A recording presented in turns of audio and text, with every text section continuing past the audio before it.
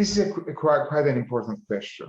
I think that when we look in general, let's again go back to singleton pregnancies, which affect more people.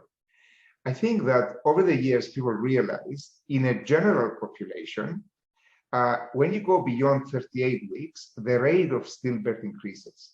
That is for the general population. Your question is, in a woman that is very healthy, that had a completely normal pregnancy with completely normal results of Doppler and everything else, can you have a sudden death? I believe not. But the system is unable to provide such careful monitoring for everybody, and it is easier to say, let's deliver everybody by 40 weeks, because we cannot afford, or we don't have the sufficient expertise to offer everybody continuous and personalized monitoring. I think that the same, Sarah, is the story for dichorionic, non-identical twins or twins with two placentas. Once you reach 37 weeks, the risk of stillbirth goes up, but does it go up arbitrarily, just everything is perfect and one day you just die? No, that's not the case. Again, the mechanism of stillbirth is that the placenta is not working properly. And therefore, if you are monitoring extremely carefully in selected cases, you could push the pregnancy beyond.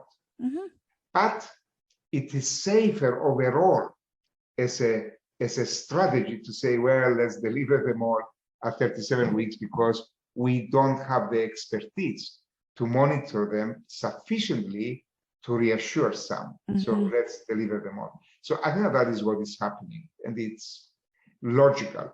Twin pregnancies, the placenta matures, ages about 3 weeks before singleton pregnancies. And when you go to monochorionic twins, there the problem is that even if you did not have twin-to-twin transfusion syndrome earlier or TAPS, you may still, in a few cases, develop it later on.